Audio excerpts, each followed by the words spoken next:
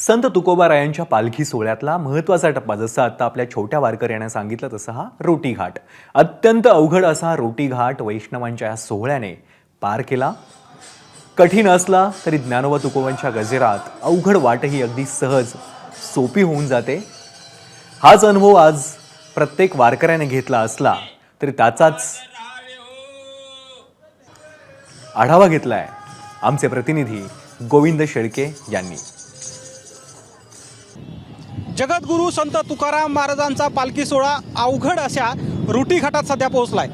पाटणहून निघालेला हा सगळा वैष्णवांचा मेळा पुढे बारामती जवळ करतोय आणि बारामतीला येत असताना असा नेकलेस व्ह्यू असलेला वळणदार असा हा रोटी घाट आहे. ज्या रोटी घाटामध्ये आपण बघतोय जगद्गुरू संत तुकाराम महाराजांची पालखी पोहोचली आहे. पालखीच्या समोर ज्या पालखीच्या समोर ज्या दिंड्या चालतात त्या दिंड्या आता हा रोटी घाट पूर्ण करतायत आणि जगद्गुरू संत तुकाराम महाराजांची पालखी या रोटी घाटातून पुढे आणण्यासाठी अगदी स्वयंसेवकाची मोठी टीम फौज तैनात असते. कारण आपल्या सगळ्याला माहीत आहे की जसं आपण दिवे घाटामध्ये बघितलं की ज्यावेळी संतश्रेष्ठ ज्ञानेश्वर महाराजांची पालखी दिवे घाटात पोहोचली होती त्यावेळी जवळपास 12 बैलजोड्या लावल्या आल्या होत्या.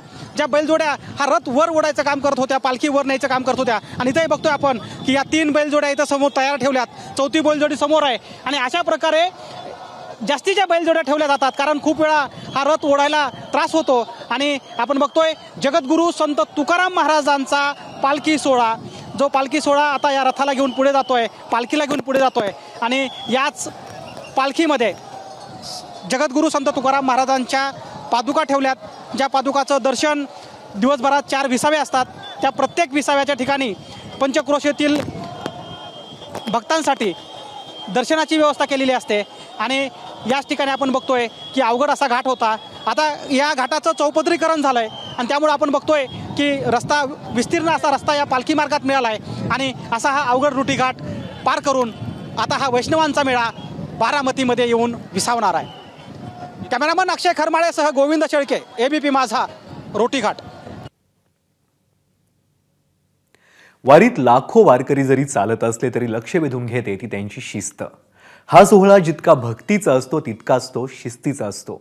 अर्थात त्यामागे अशी काही मंडळी असतात जी संपूर्ण सोहळा तितक्याच आनंदात पार पडावा यासाठी झटत असतात, मेहनत घेत असतात. त्यापैकीच एक असलेल्या विश्वस्त अभिजित मोरेंशी खास संवाद साधलाय आमचे प्रतिनिधी गोविंद शेळके यांनी. वारीमध्ये चालणाऱ्या लाखो वारकऱ्यासोबत अगदी शेकडो हजारावरती ट्रक असतात. काल एक घटना घडली, पण त्यानंतर सुद्धा वारीचं नियोजन कसं चालतं, वारीमध्ये चालणारे लोक किती वाजता सुरुवात करतात, वारी निघायची म्हटलं तर ती जरी तुम्हाला पहिल्या दिवशी दिसत असली तर त्याच्या मागे एक प्लॅनिंग असते. ते कसं असतं?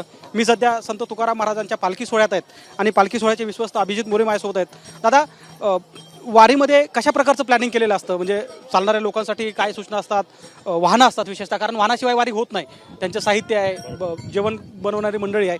तर काय नेमकं या घटनेनंतर काही सूचना दिल्यात का किंवा काही चर्चा होते? रामकृष्णारी संपदा सोहळा नावडे मनाला लागला टकाळा पंढरीचा. जगद्गुरू तुकोबारायांचा आणि माऊलींचा पालखी सोहळा ज्यावेळेस पंढरपूरकडे मार्ग होत असतो, हे दोन्ही सोहळे हे अत्यंत भव्यशाली सोहळे आहेत. या सोहळ्यामध्ये साधारण 3.5 ते 4 लाख समाज हा चालत असतो. आणि हा एक चालता बोलता प्रपंचच आहे आपण असं म्हणावं लागेल. कारण आपल्या घरी जर 5 ते 10 लोकांची संख्या असेल आणि त्या घरात जर 10 लोक आली अचानक एक्स्ट्रा तर एक कोलमडून जाते व्यवस्था. तसा हा जो 4 लाखाचा समाज आहे हा 1000-2000 लोकसंख्येच्या गावामध्ये विसवतो. तर तुम्हाला रात्रीचं जर तुम्ही पाहिलं की सगळ्यांचं एक सेपरेटच विश्व निर्माण झालेलं असतं. त्याच्यामुळं सोहळ्यासोबत आहे ना सर्व म्हणजे ज्या ट्रक्स चालतात किंवा ज्या गाड्या जे वाहनं चालतात तर ह्याच्यामध्ये संपूर्ण आमच्या सोहळ्याचं आता तुम्ही पाहू शकता सोहळ्याचं पूर्ण व्यवस्थापन असतं. त्याच्यामध्ये भांडी असतात, त्याच्यामध्ये रात्रीच्या मुक्कामाचे टेंट असतात, पावसा पाण्यापासून संरक्षणासाठीचे सगळे उपकरणं असतात. आणि ही एक गरज आहे वारकऱ्यांसाठी. म्हणजे थोडक्यात आपलं घरच आहे चालतं बोलतं आणि ह्याला पर्याय दुसरीकडे काही नसतोय. त्याच्यामुळे हे सोबत ठेवावं लागतं. जर राहिला प्रश्न, काल काही गोष्टी घडल्या, खूप दुःखद घटना घडल्या. आम्ही संस्थांच्या वतीने भावपूर्ण श्रद्धांजली अर्पण केली रात्री. आणि आमच्या तुकोबारायांच्या सोहळ्यामध्ये काल समाज आरती झाल्यानंतर आम्ही श्रद्धांजली वाहून आमच्या सर्व दिंड्यांना एक सूचना केलेल्या आहेत की आपण आपल्या सर्व ड्रायव्हर लोकांच्या दिंडीमधील जेवढ्या वाहनं आहेत प्रत्येक ड्रायव्हर लोकांची मेडिकल टेस्ट करून घ्या. जर कोणाला काही त्रास होत असेल तर ड्रायव्हर चेंज करा, प्रत्येकाकडे लायसन आहे का पहा. आणि वारकऱ्यांना सुद्धा आम्ही सूचना केलेल्या आहेत की शिस्तीमध्ये चाला. शिस्त सोडून दिंडीच्या बाहेर वारकरी शिस्तेतच आहे आमचे, पण आम्ही आमच्या सूचना परत एकदा केल्यात. आणि झालंय काय माहिती आहे का साहेब, आता सोहळ्यामध्ये जर 4 लाख लोकसंख्या आमच्या 400 दिंड्यांची असेल तर 1 ते 1.25 लाख हा मोकळा समाज सोहळ्यासोबत चालतोय. हा पण एक खूप मोठा प्रश्न आहे. पण शासनाने रस्ते मोठे उपलब्ध करून दिलेत. जो आमचा दिवाळंदी आणि पंढरपूर हे जे पालखी मार्ग विकसित करून दिलेत, 6 पदरी पालखी मार्ग आहेत. त्यामुळं आपण शासनाकडे अजून काय वेगळ्या अपेक्षा करणार आहे. राहिला प्रश्न, काही गोष्टी घडतात त्या नाही घडल्या पाहिजे, त्या आपण इथून पुढे काळजी घेऊ, सगळ्या वारकऱ्यांनी काळजी घेऊ. ड्रायव्हर लोकांना तशा सूचना देण्यात आलेल्या आहेत. 3 आठवड्याचा एकूण सगळा आपला आषाढी वारीचा दिनक्रम असतो. पहिला आठवडा आपण आता पार करतोय. पण मला आठवतं की मी ज्या दिवशी पहिल्या दिवशी प्रस्थानाला देहूमध्ये पोहोचलो त्यावेळेस फार भयावह परिस्थिती होती. तिकडे इंद्रायणी नदीला पूर आला होता, प्रशासनाकडे प्रबंध घालण्यात आले होते, वारकऱ्यांना पुण्यात थांबायला आलं होतं. आणि एकूण बाहेर पडलो की वातावरण बदललंच. ते उगाच म्हणतात का हा सुख सोहळा स्वर्गी नाही. म्हणजे पांडुरंगाचं जे महत्व आहे, एवढे वारकरी जे आपण म्हणतो पंढरीकडे जातात, कोणत्या श्रद्धेने जातात, हीच तर ताकद आहे. ते एक गाणं होतं बघा मध्ये, अलीकडे ये मला पलीकडे नाही पांडुरंगा, नाही का, नदी भरली चंद्रभागा.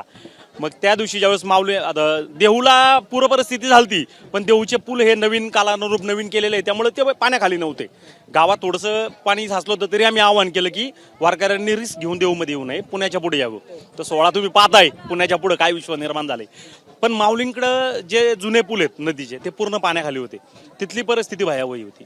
पण आमच्या वारकऱ्यांनी जी पांडुरंगाकडे मागणी केली की बाबा आमची वारी कुठं खंड नाही झाला पाहिजे वारीमध्ये, त्यामुळं देवानेचा चमत्कार आहे असं म्हणता येईल. वारकऱ्यांना त्रास होऊ नये म्हणून पाऊस थोडासा उघडीप झालाय, लोकांच्या पेरण्या झालेल्या आहे आमच्या शेतकऱ्यांचा. कारण आपल्या सोहळ्यामध्ये शेतकरी वर्ग जास्त आहे, तुम्हाला माहिती आहे. पेरण्या झाल्यात आणि लोक आता आनंदाने सोहळ्याकडे निघालेले आहेत, पाठीमागं कोणाचं लक्ष नाहीये. आणि मला नाही वाटत की पांडुरंग राय आमच्या सोबत असल्यामुळे आमच्या वारकऱ्यांना आम्हाला कसला त्रास होईल. ही भावना करतो सगळ्याच वारकऱ्यामध्ये. धन्यवाद दादा दादा. आणि हीच भावना घेऊन हे सगळे वारकरी आता आषाढी वारीला निघालेत. ऊन, पाऊस, थंडी असं कोणतीही गोष्ट या वारकऱ्यांना थांबू शकत नाही. कॅमेरामन अक्षय खरमाळेसह गोविंद शेळके, ABP माझा, पाटण.